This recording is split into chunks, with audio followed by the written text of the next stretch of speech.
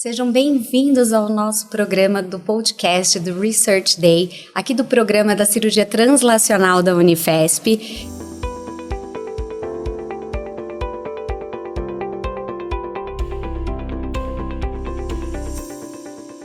Eu sou Andréia Salum, sou doutorada já pelo programa.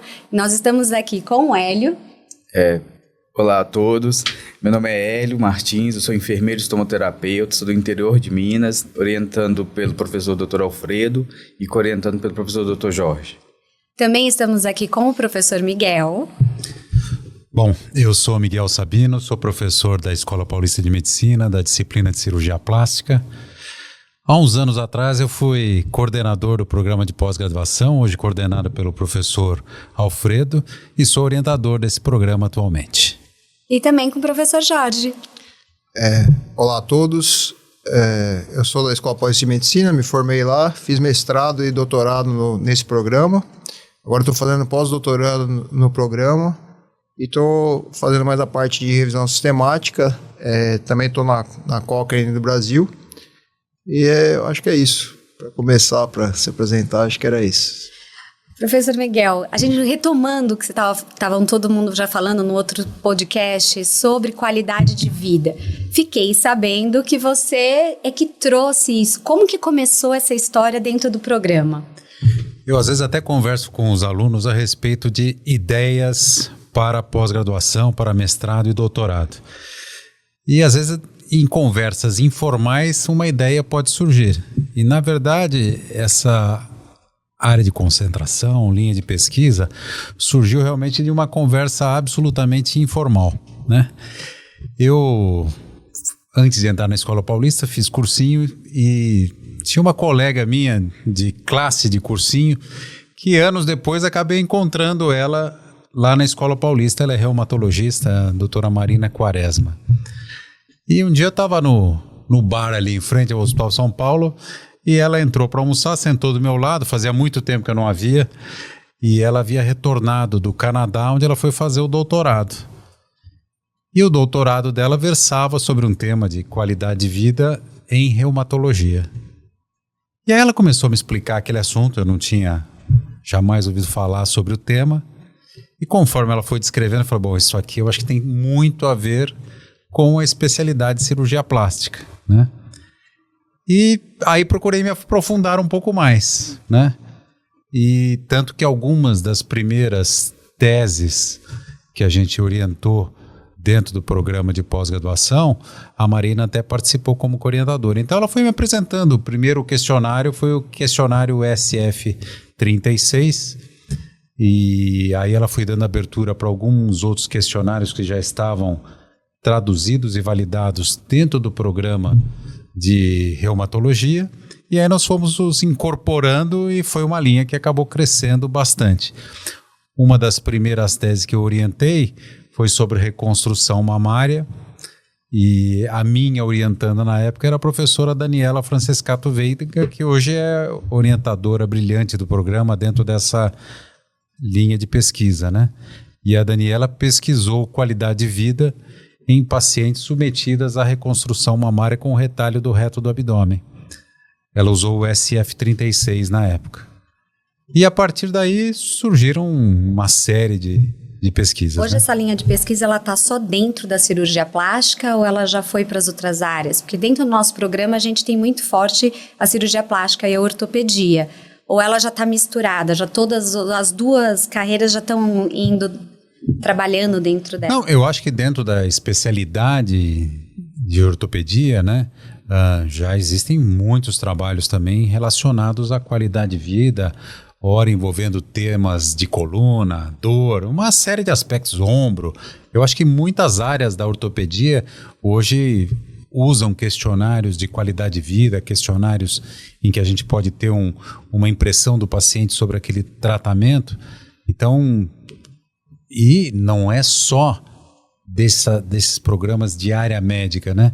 Muitas outras áreas de especialistas da área de saúde estão envolvidos com essa pesquisa. Não sei nem se o Hélio fez pesquisa com ferida, né? Envolvendo e já usou de vida, questionários, né? Venosa, o SF36. Isso. Então, muitos profissionais da área de saúde têm usado esse questionário. A gente sabe que dentro da própria instituição da Escola Paulista de Medicina, tanto o grupo da reumatologia tem muita pesquisa, mas na psiquiatria, em ginecologia, existem muitas pesquisas que envolvem esses questionários. Né? Na verdade, essa é uma área tão importante que quando você vai fazer qualquer trabalho, um dos eixos principais, quando você avalia em qualquer tipo de trabalho, é a qualidade de vida, né? Você acaba vendo se o paciente tem uma melhora na qualidade de vida. Você quer testar uma cirurgia, um medicamento, você quer ver se vai melhorar a vida dele. Então, é um dos eixos extremamente importante. Às vezes ele não está inserido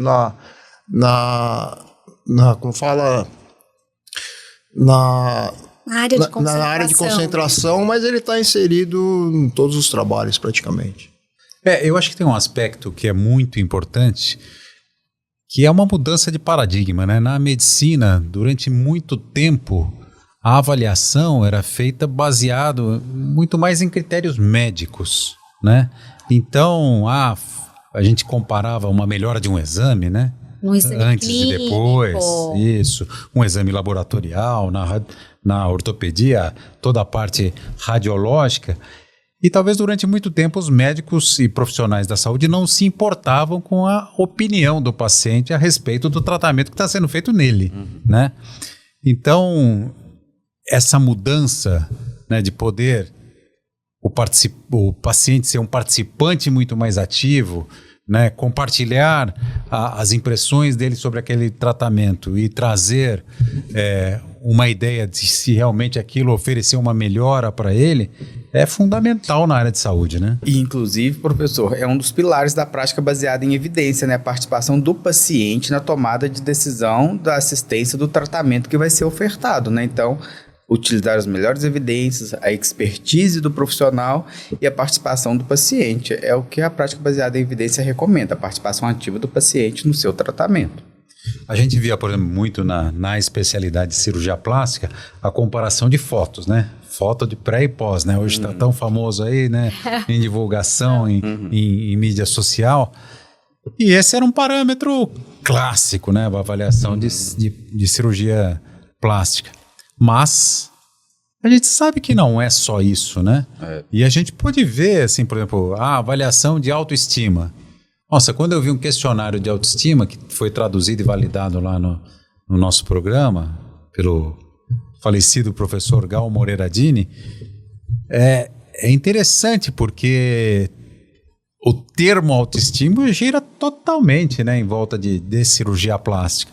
E a gente vê realmente o impacto das cirurgias nesse sentido. Então, foi muito interessante incorporar isso dentro de pesquisa, né? Isso é tão interessante que eu posso falar por experiência própria. Quando eu comecei no programa lá em 2013, a ideia de fazer um trabalho, principalmente na ortopedia, é você tratar o raio-x. Você fala, uma fratura de fêmur está quebrada, você monta ela e fica perfeita, você quer tratar o raio-x está perfeito. Só que o mais importante não é a radiografia, o mais importante é a perna do paciente, é a qualidade de vida que ele vai ter, se vai ter função. Então são esses desfechos que estão completamente ligados nessa área de concentração que o professor Miguel está falando e está encabeçando. Eu acho que dentro da ortopedia foi mudando drasticamente, principalmente se a gente pensar... A população, por mais que ela está envelhecendo hoje, ela quer envelhecer muito saudável, ela quer envelhecer bonita. As pessoas, hoje, se você comparar uma pessoa de 40 anos hoje com a minha mãe, por exemplo, quando teve 40 anos de idade, é outra característica. Isso entra na qualidade de vida. O paciente quer continuar fazendo seu esporte na ortopedia, ele não quer parar. Antigamente, se você estava andando, estava tudo bem. Você acha que isso veio mesmo mudando com a característica da população, foi aumentando cada vez mais, ou foi algo que foi embutido dentro da pesquisa mesmo, a gente saber como que o paciente estava se sentindo? Na verdade, o mais importante é a função, é a qualidade de vida. Não adianta a gente estava falando da fratura de fêmur. o raio-x ficou bonito, mas a pessoa perdeu a perna, foi amputado porque teve necrose, na cirurgia pegou um vaso grande e acabou amputando. Então a radiografia estava bonita e a pessoa perdeu a perna. Então isso é claro que é o extremo. Mas hoje o mais importante para o paciente é a qualidade de vida, é a função. Então quando a gente faz um trabalho, a gente tem que focar nesses desfechos, que são os principais.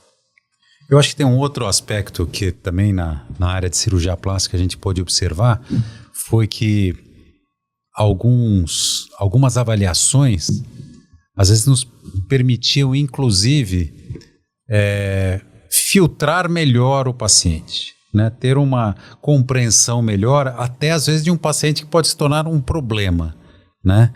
Então, quando a gente começa a fazer avaliações assim, embute nisso uma avaliação de imagem corporal, por exemplo, né? A gente começa a ter uma ideia de que, bom, esse paciente aqui eventualmente pode realmente gerar um problema para a gente e não ter uma compreensão adequada do que é a cirurgia que ele vai fazer e do resultado que pode se obter, né? Então, eu acho que é um outro ponto também que foi importante e passou a ser incorporado na especialidade, foi esse tipo de avaliação, né? Então, realmente, eu acho que do ponto de vista de mudança de paradigma para a especialidade, foi muito relevante, muito importante. Interessante falar, porque assim, tudo que eu acabei de escutar, eu acho que é uma área de concentração dentro do programa que tem tudo para continuar crescendo, assim, é onde tem muitas pesquisas que podem continuar acontecendo. E o que eu acho mais legal é que a gente vai conseguir isso interligar as áreas, não precisa ser de uma área só, então só a plástica, ou só a enfermagem, ou só a fisioterapia. Então eu acho que vai ser uma área que tem tudo para continuar crescendo, por mais que você tenha comentado que ela já vem há muito tempo. Então achei bem interessante isso. Vocês acham que isso vai continuar mesmo, ou é uma sensação do tipo... a sensação que eu tenho é que o programa vai conseguir levar isso para a população, transferir isso para a população. Então, a relevância clínica das pesquisas vão ser cada vez maiores, principalmente nessa área de atuação. Vocês concordam com isso ou vocês acham que não? É uma coisa mais nossa, para nós pesquisadores, ou é uma relevância clínica muito maior que pode só ter? Olha, Andréa, eu diria o seguinte, né? A primeira questão a gente começou, isso vamos dizer em termos de durabilidade de uma linha de pesquisa, né? A gente começou fazendo pesquisas muito genéricas, né? Então, você usava o SF36, que é um questionário genérico, né, para uma série de questões, e às vezes até com grupos que eram heterogêneos. E isso foi se afunilando para pesquisas extremamente direcionadas, né? Então, a ponto de você fazer uma avaliação muito objetiva para um determinado ponto, né? Então, esse eu acho que é um ponto que continua dando uma amplitude grande para esse tipo de linha de pesquisa. Talvez uma dificuldade que algumas áreas ainda tenham sejam transferir isso que é pesquisado para a prática clínica, né?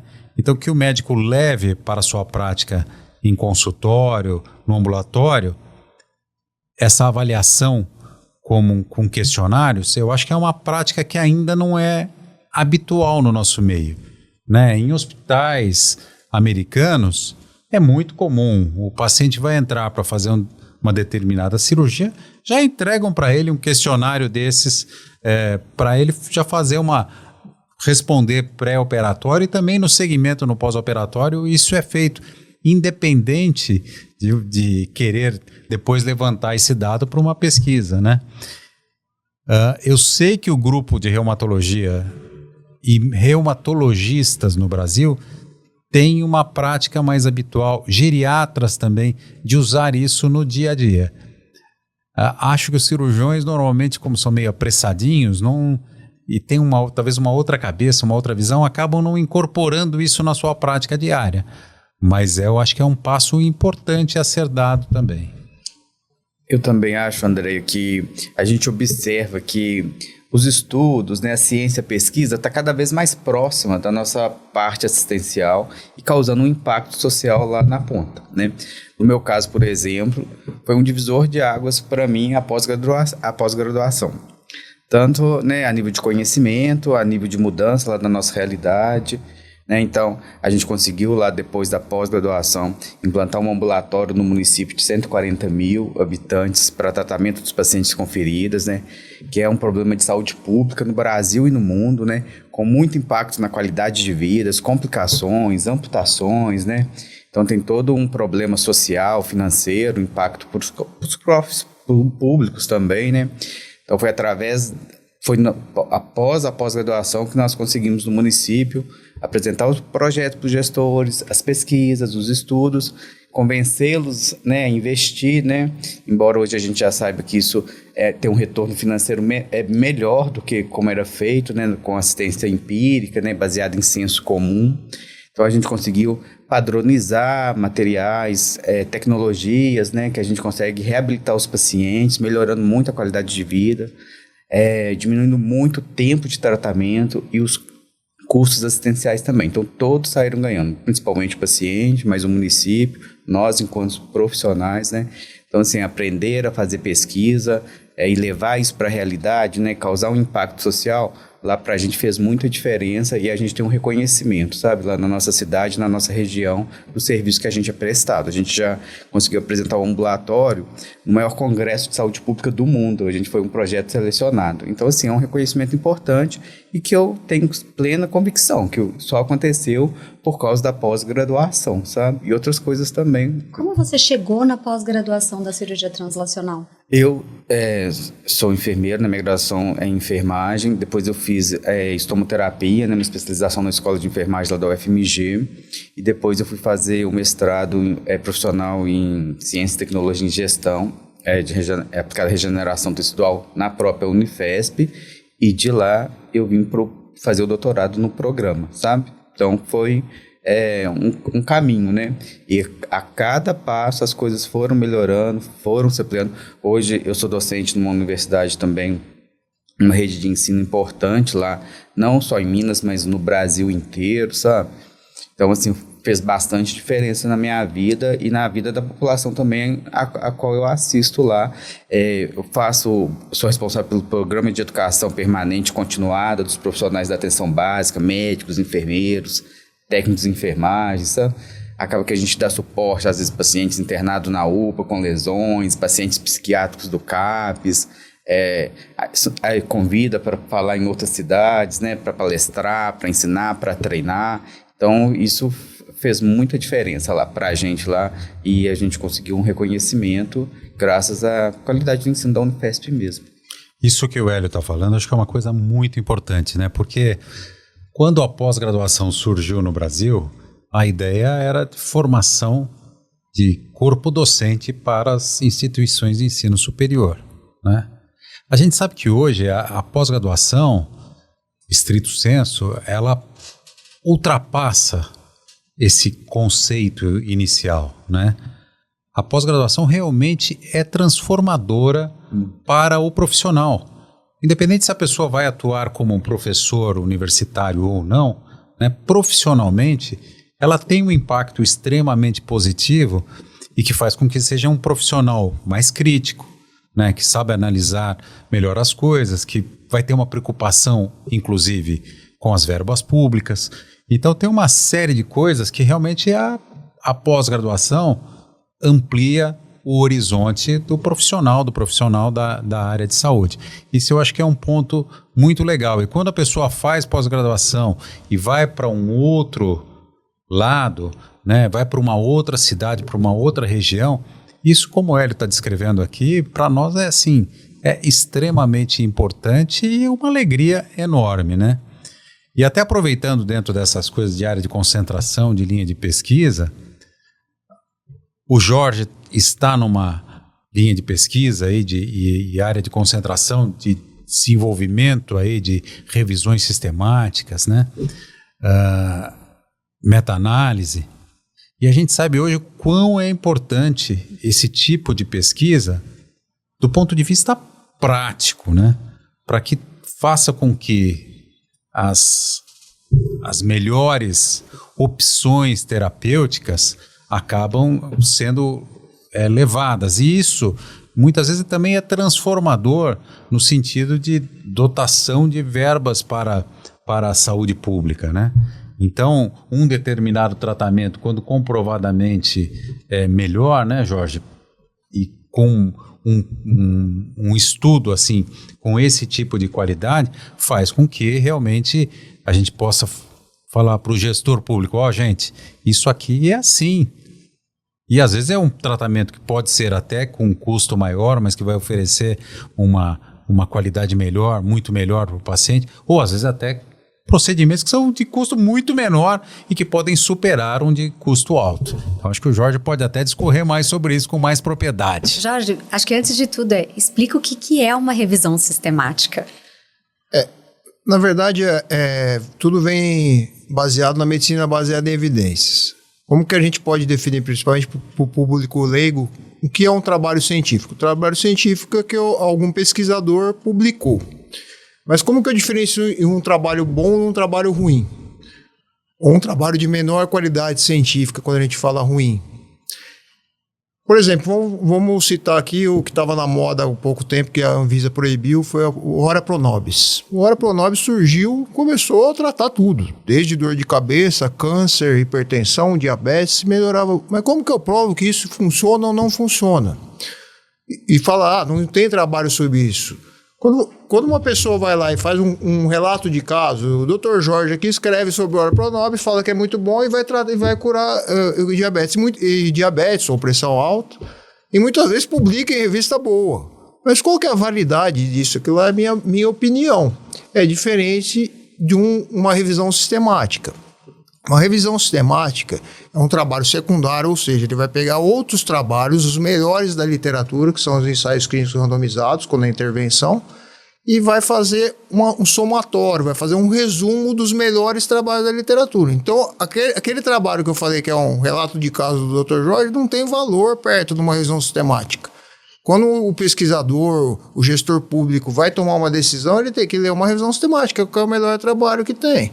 Claro que entre uma revisão sistemática e uma revisão narrativa, que a gente fala, que é a opinião do Dr. Jorge, a opinião do Dr. Miguel, a opinião do Dr. Hélio, tem o seu valor, mas é muito menor do que uma revisão sistemática. Então, quando os gestores, as pessoas que tomam decisão em saúde têm que tomar decisão, eles têm que ler os melhores trabalhos. E o leigo também, porque a partir do momento que o leigo começa a entender que existe trabalho, a ciência é muito diferente de uma revisão sistemática do que uma opinião de um autor. Tem o seu valor, a opinião de autor? Tem, mas é muito menor. E aí o Ora Pro Nobis acabou saindo porque viu-se que não podia um remédio curar tudo.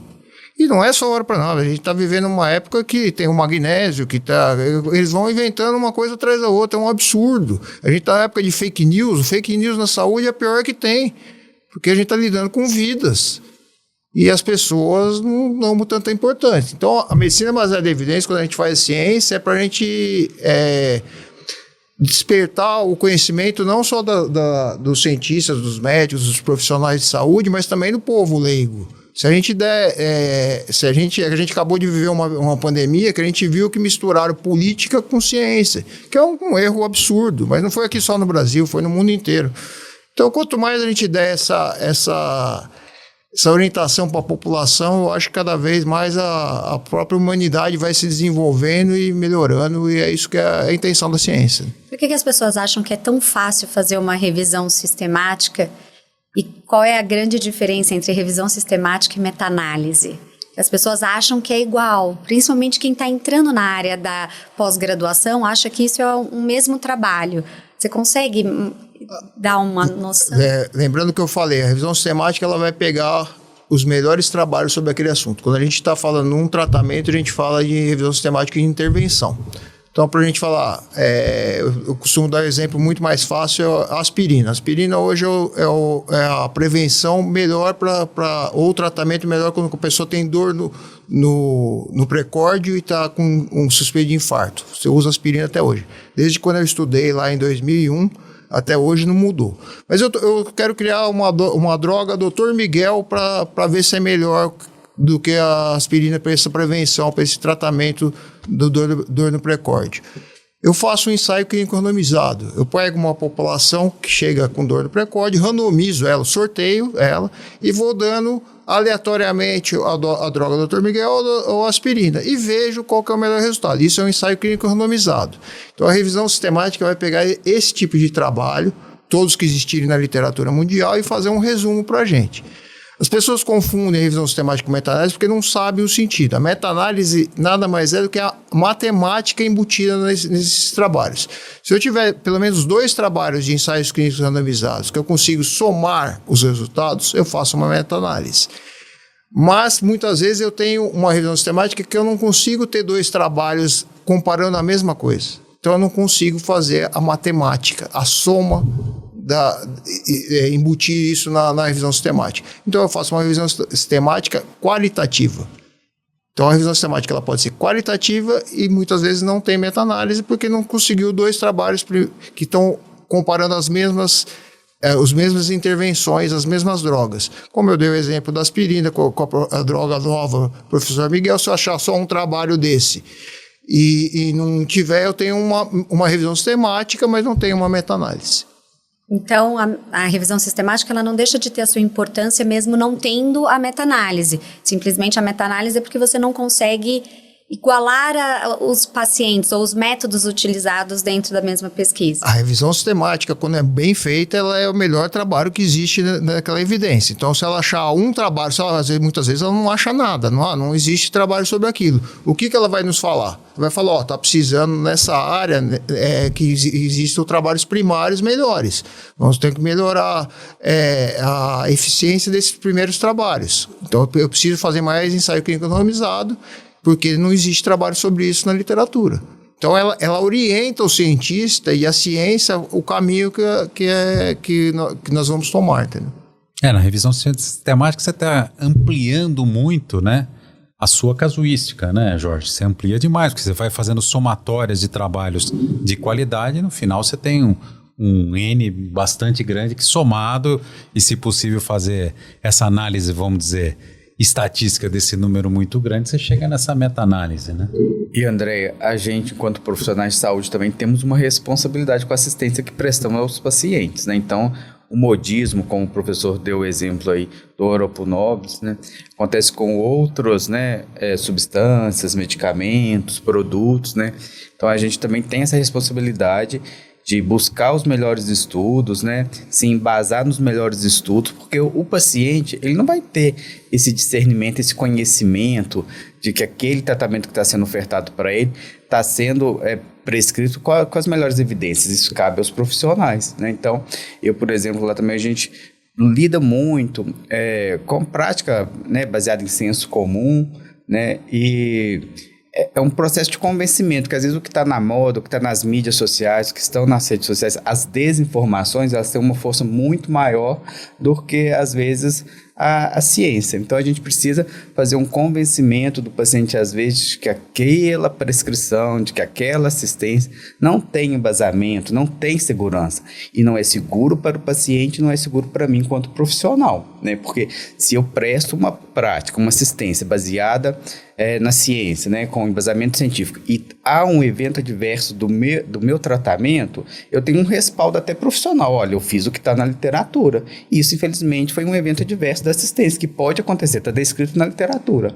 Agora, quando eu presto uma prática baseada em senso comum, sem respaldo científico, e há uma complicação do paciente, e ele pode judicializar, isso pode virar um problema para nós também, enquanto profissionais de saúde, né? Então, prestar ciência baseada em evidências é o melhor que todos nós temos a fazer, pelo paciente e por nós também. Eu acho que a medicina baseada em evidência, ela deu um norte para nós profissionais de saúde, principalmente, porque, por exemplo, você que faz fisioterapia, você quer estudar sobre prótese de joelho. Se você pegar hoje no PubMed, que é a principal rede, você vai pegar pelo menos uns 10 a 15 mil trabalhos brincando. O que você vai ler?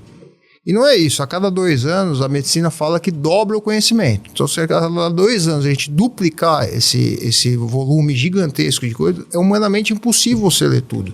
Então você vai escolher o que você vai ler. O que você vai ler? Você vai ler a opinião do Dr. Jorge, a opinião do Dr. Miguel sobre prótese de joelho, ou uma revisão sistemática bem feita, com uma metodologia adequada. Então você prefere e ganha tempo usando a medicina baseada em evidência, e aquela pirâmide de evidência que a gente usa é muito importante por isso.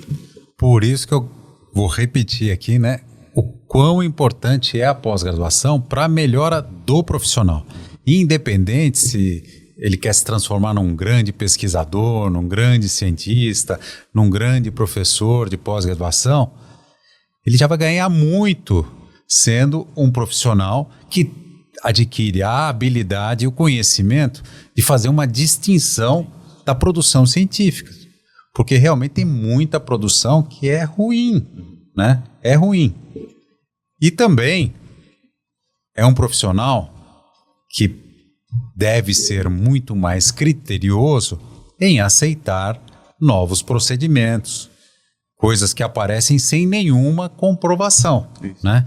Então, você ser empurrado via publicidade, via por um representante de determinado equipamento, determinado medicamento, que vem lá e começa a te empurrar um monte de coisa, eu diria, você pode ser um profissional meio frágil, no sentido de se você ficar aceitando tudo, né? Na área de cirurgia plástica, de medicina estética, o que aparece de procedimentos absolutamente ineficazes, que não acrescentam nada para o paciente, que muitas vezes tem um custo elevadíssimo, é hoje muito frequente, ainda mais com o massacre que os clientes, os pacientes sofrem do ponto de vista de publicidade acrescido de mídia social, né? Uhum. Então, esse é um ponto que a gente precisa estar muito atento, muito ligado, muitas vezes tem que ser até combativo, meio chato, né? E como é difícil, né? Às vezes a gente tentar chegar para uma pessoa e falar, ó, isso aqui que você está usando não presta, não serve para nada. Isso. Né? E a pessoa, não, mas foi aquele ator, atriz está usando e faz propaganda. Bom, gente, pelo amor de Deus, né? É difícil. E às vezes a pessoa investe um dinheiro que às vezes nem tem naquele serviço, né? Eu tive um paciente que eu me lembrei agora, o senhor falando. Ele falava assim, se o Hélio tivesse aqui, ele já ia falar, isso não tem nada de evidência, porque a gente tem uma dificuldade com os pacientes no sistema único de saúde, que às vezes eles são resistentes em comprar algum produto que eles precisam para o cuidado pessoal dele, um creme, uma meia compressiva, né, que tem evidência, eles, eu não tenho condições. Mas às vezes eles se apertam, pegam o 13º e pagam terapias adjuvantes que não tem nada de evidência, que além de não estar provado que eles vão melhorar, eles ainda podem ser prejudicados pelo aquele procedimento, né? Então, a gente vive essa batalha. Não, a batalha é muito maior. Todo mundo aqui é da área da saúde. E o amigo do lado que fala para você, estou usando isso, não é ótimo? E você tem que falar, não. Pro amigo, aí você vira o chato, porque você fala, tudo agora você é baseado em evidência, você vira o chato da história por conta disso. Então hoje não é nem só o paciente. E a pós-graduação, outra coisa, ela também nos ensina a ler os estudos, a perceber, a identificar a qualidade dos estudos, a usá-los ou não, né? Porque de maneira geral, outros profissionais, né, a pessoa fala, mas isso aqui eu li num artigo, né? Eu brinco assim, a AIO também é um artigo, não dá pra gente confiar no AIO. Então a gente precisa entender o desenho do estudo, ver se ele respondeu a pergunta, de que maneira aquilo foi respondido, para a gente incluir ou não na nossa prática, né? Isso é muito importante. Eu acho que isso que a gente faz aqui na pós-graduação, ela tem um valor gigantesco, por quê? Hoje, se você pegar a classe médica, menos de 5% sabe diferenciar os tipos de estudo. Então, é um programa gigantesco. Isso quer dizer que as escolas que estão formando hoje não estão formando o profissional para ler. Ele vai falar que quando a gente deu uma revisão sistemática, a revisão sistemática é igual a opinião do Dr. Miguel. Ele não sabe ler. Então ele vai falar que tudo é ciência. Só que o problema é que quem está tomando decisão também não sabe. Hoje, se não me engano, o ministro agora voltou a ser o ministro da Saúde e ser médico, mas antes não era nem médico. Então, a pessoa que não é médico, se os médicos 95% não sabem ler, imagina quem não é médico não sabe nem o que está falando. Então, é um problema muito grave. Então, essa formação que a pós-graduação nos dá é importantíssima, porque as escolas de medicina não estão dando essa informação. Então, para a pessoa que está interessada, até para o leigo, é importantíssimo. Imagina para a pessoa que vai trabalhar com isso, com a profissão de saúde, é muito importante. O professor Miguel até comentou que essa parte de a gente aprender desde o começo a ler um trabalho científico, entender o que é uma pesquisa. Hoje as faculdades aqui no Brasil ainda não tem tanto, mas eu vejo isso crescer, que é a iniciação científica. E algo interessante que eu vou trazer eu já sei que nas escolas americanas isso tem na escola a iniciação científica. Tanto que o sonho do meu filho é estudar fora, ele quer muito ser astronauta, então uma realidade diferente. Ele já vai começar a fazer um trabalho científico agora entrando no primeiro colegial, então no primeiro ano do ensino médio. Isso para poder fazer os applications depois. Então, eu acho que isso, ainda aqui no Brasil, ainda está muito pequeno, mas acho que fora está crescendo muito mais.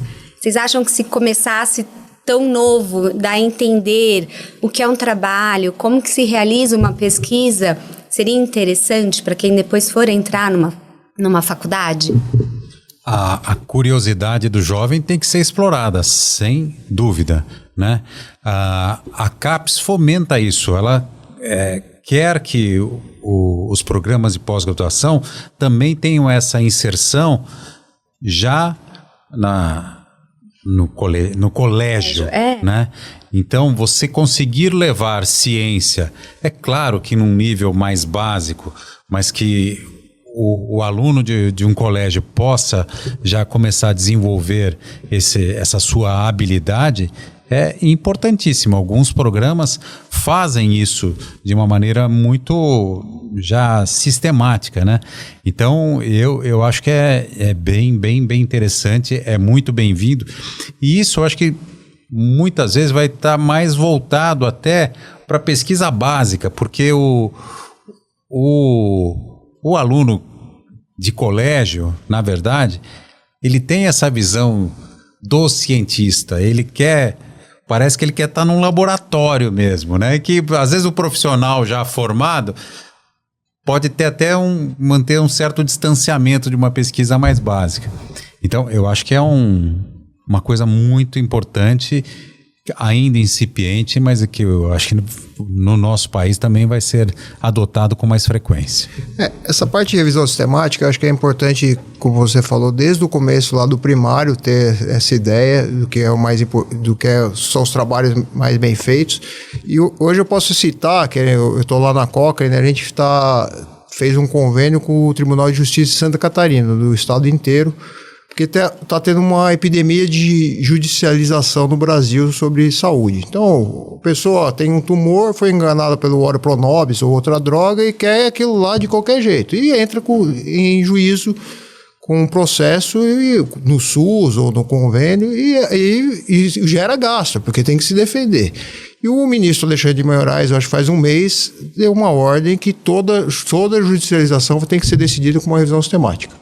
Ou revisão sistemática ou ensaio clínico randomizado. Foi uma coisa excelente que ele fez. Então, a gente já pegou lá o Tribunal de Justiça de Santa Catarina com a Cochrane e outros 3 centros no país para dar pareceres técnicos se existe uma revisão científica sobre aquele assunto. Então, desde hoje em dia, o problema de TEA virou, que é o transtorno de espectro do autismo, virou uma epidemia no país. Né? A judicialização, ela tem mais judicialização que a oncologia, para vocês terem uma ideia. Então, é gigantesco o gasto que tem isso. E você acaba, a ciência entrando na prática, que a gente falou, e vai cada vez mais, não tem um caminho de volta. Cada vez mais a gente vai, tanto na parte judicial, mas como na parte da prática médica, a gente vai acabar. É que a gente está vendo a ponta do iceberg, mas daqui 10 anos todo mundo vai estar usando isso, porque se não estiver usando, você vai ficar para trás. Então é uma coisa importantíssima isso. Você trouxe uma palavra nova que a gente ainda não tinha falado, que é a Cochrane. O que é ela? A Cochrane, na verdade, é uma colaboração mundial, que ela foi inaugurada em 1995 na Inglaterra, com diversos pesquisadores, para tentar definir, hierarquizar a ciência. Então, qual o melhor trabalho científico que eu devo utilizar para tomar uma decisão? É uma opinião de autor? É um estudo de corte? É um ensaio clínico randomizado ou uma revisão sistemática? Então, aí veio a ideia da medicina baseada em evidência, que você hierarquizou os tipos de trabalho para você tomar uma melhor decisão. Então, é uma colaboração mundial. A Cochrane existe em diversos centros no mundo, mais de 30 centros no mundo atualmente, e ela é uma entidade sem fins lucrativos, porque você não pode ter viés para tomar decisão. Você pode ter patrocínio dos governos governamentais, da OMS. A OMS ajuda muito a Cochrane da Inglaterra. E aqui no Brasil nós temos um centro, que é o Centro Cochrane do Brasil, que está lá na Universidade Federal de São Paulo, na Escola Paulista de Medicina, que é capitaneado pelo professor Álvaro Atala, que trouxe a medicina baseada em evidência lá em 1996. Eu, na minha graduação, no 3º ano, eu tive aula com ele e hoje estou ajudando ele lá na colaboração. E a gente faz aqui no Brasil, você fala, qual que é a importância disso? A gente está fazendo esse trabalho da judicialização, mas a gente faz o trabalho na Conitec. Hoje a gente é um centro, o Cochrane é um centro do NATS. No Brasil são vários centros, que é o Núcleo de Avaliação de Tecnologia de Saúde. Ele falou, pô, Jorge, mas qual que é a importância disso? Há mais de 20 anos atrás, o presidente da República instituiu que qualquer tecnologia que vai colocar-se no SUS, que o SUS vai pagar, tem que passar pela Conitec. A Conitec é um órgão colegiado que vai definir, aspirina é bom para prevenir, vamos colocar isso para prevenir infarto, vamos colocar isso no SUS. Cirurgia robótica é boa ou é ruim para colocar, para tirar a próstata? Isso quem define é a Conitec através dos NATs.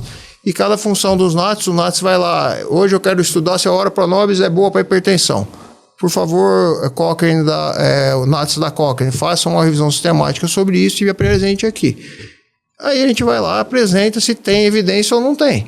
E todo o colegiado da Conitec vai definir se vai entrar no SUS ou não. Então é extremamente importante a ciência sendo usada para não só drogas, mas qualquer tipo de tecnologia que o SUS vai comprar e vai instaurar no país, passe pelo órgão colegiado e através de uma revisão sistemática. Isso vai ter até um custo menor, não vai? Porque se você vai conseguir fazer um tratamento que é baseado em evidência, que a gente sabe que vai ter um resultado, o custo para a saúde pública vai diminuir.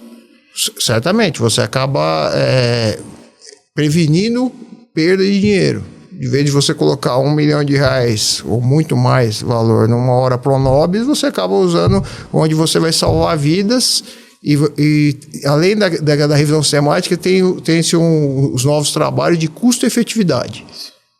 Isso é importantíssimo, porque às vezes você tem uma droga nova, mas que a sobrevida num tumor vai melhorar 0,01% e vai custar bilhões. Enquanto eu posso pegar esses bilhões e salvar 10% da população de uma outra enfermidade. Isso tem que se colocar assim no jogo e a Conitec ela faz isso hoje. E isso também, André, já tem estudos, igual lá no nosso caso das lesões, né? Estudos que comprovam que a utilização das coberturas adjuvantes, por exemplo, no nosso caso, elas reduzem até 85% dos custos. Então, embora no primeiro momento você pense, esse curativo é R$30, uma pomada à base de um antibiótico é R$2, o gestor entende que é um alto custo os R$30, os estudos já demonstram que, na verdade, tempo de tratamento, o custo-efetividade é muito superior. Então, assim, já tem estudos que apontam que 85% de economia, diminuição do tempo de tratamento, né? E alguns casos até mais de 90% de economia, né? Então, isso também já está provado, né? Já é a ciência do nosso lado para ajudar a convencer os gestores do que faz sentido, do quão é importante. O Jorge colocou um aspecto interessante aqui para mim, até uma informação que eu desconhecia, né? Quando um juiz do Supremo exige que determinadas coisas sejam realizadas, baseadas numa revisão sistemática, veja só o alcance realmente da pós-graduação, né? Foi alguém lá cochichar no ouvido do ministro do Supremo Tribunal Federal? Bom, esse ministro do Supremo citado é pós-graduado também, né? Então você vê, é realmente dar voz e dar importância àquilo que tem importância, né?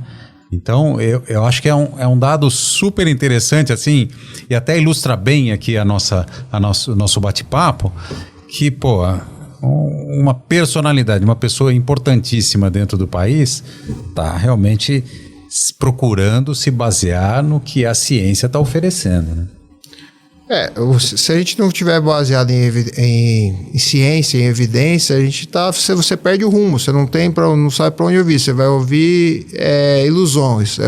Charlatões. Eu costumo falar que é muito mais fácil um charlatão ganhar dinheiro do que uma pessoa séria, isso em qualquer área, não é só na medicina. O charlatão, ele vende ilusão, é muito mais fácil você vender ilusão para a pessoa e felicidade fácil do que você falar a verdade para ela. Você não vai ter isso. O médico que falar isso, ele não vai ganhar dinheiro igual o outro que está inventando isso em qualquer profissão. O ser humano tem uma tendência de ir pro que é mais fácil, melhor. Ele quer ouvir coisas boas e quer ser iludido. A gente muitas vezes é iludido. Não só na área de medicina, como a gente vê agora a quebra do Banco Master, são coisas que acontecem na vida diariamente. E vai acontecer isso sempre. Só que a gente estando num posicionamento correto, numa universidade, numa pós-graduação, nota CAP 6, a gente tem que fazer ciência de direito. E fazendo ciência de direito, eu acho que é um bom caminho e é o caminho correto das coisas e acaba dando sentido na nossa vida. O que também eu acho que é importante, né?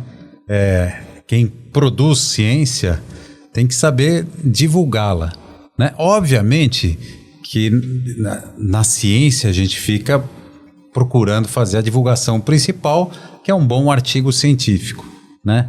Mas nós temos também que, cada vez mais, procurar espaços de uma divulgação não só para outros cientistas, para outros profissionais daquela área, mas também para o público em geral. Então, é importante que a ciência passe a ter este alcance, né? Procure, sei lá, órgãos de imprensa, vamos fazer aqui um podcast, também vamos utilizar as mídias sociais para divulgar realmente o que é correto, o que é melhor, o que vai realmente engrandecer tratamentos, melhorar tratamentos e tudo mais que advém da pesquisa aí, né? A gente também conseguindo melhorar a educação em saúde, professor, né? Fazer com que o paciente, com o sujeito, faça parte do seu processo de reabilitação. Porque muitas das vezes eles chegam ao profissional e trazem para nós a responsabilidade da sua melhora. Então a gente também precisa fazê-los entender que eles são partes, né, da reabilitação, que a gente, enquanto profissional, temos a parte da ciência, da pesquisa, do nosso conhecimento, mas que eles também precisam aderir ao tratamento e fazer a parte que cabe a eles para potencializar a reabilitação, o tratamento, a melhora deles também. Então a educação em saúde também é parte importante que a gente precisa melhorar muito no nosso país ainda. Gente, foi um prazer ter vocês aqui hoje. Eu espero que vocês tenham gostado. Eu queria que vocês deixassem um recadinho para quem quer fazer pesquisa, falar sobre o que é a pós-graduação em si, o que isso melhora e falar do nosso programa um pouquinho. Bom, eu vou falar por experiência pessoal, né? Eu, quando aluno de medicina, quando residente, não fui assim treinado, né?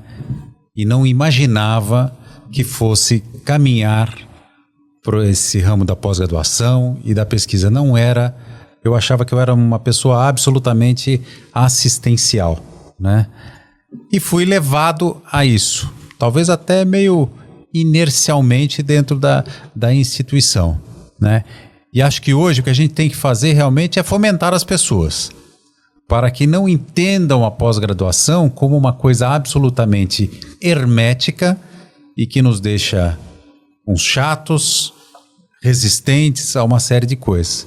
Não, a pós-graduação é extremamente engrandecedora para o profissional, seja de qualquer área, além de formadora de melhores pesquisadores, de melhores professores, melhores cientistas.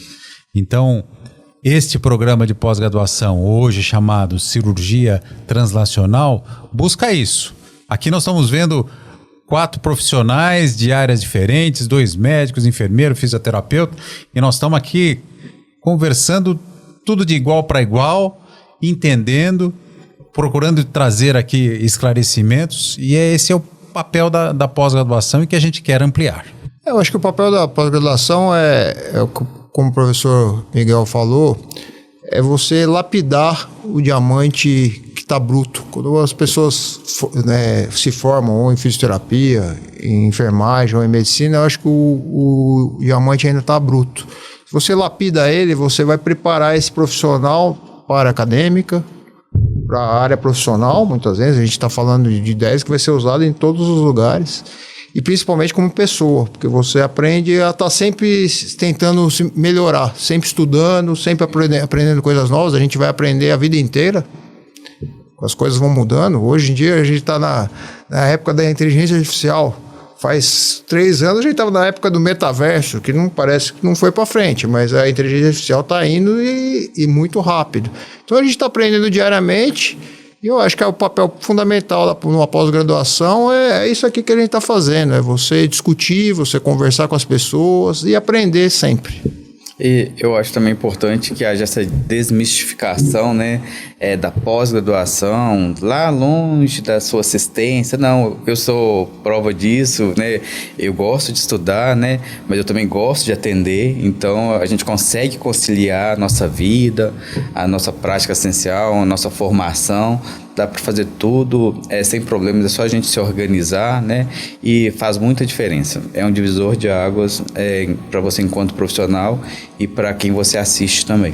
Então, para finalizar, isso que a gente fez aqui, a gente tem anualmente o nosso Research Day, é um encontro onde a gente vai discutir as pesquisas, onde a gente vê o que está acontecendo dentro da pós-graduação, com convidados internacionais e nacionais, falando sempre de pesquisa para crescer cada vez mais.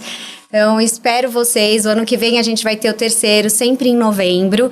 Então, sigam a gente, vão lá, sigam as nossas redes sociais. O nosso programa é CAP6, o Programa de Cirurgia Translacional. Se você se interessou, quer fazer pesquisa, vem com a gente, vocês vão gostar do programa.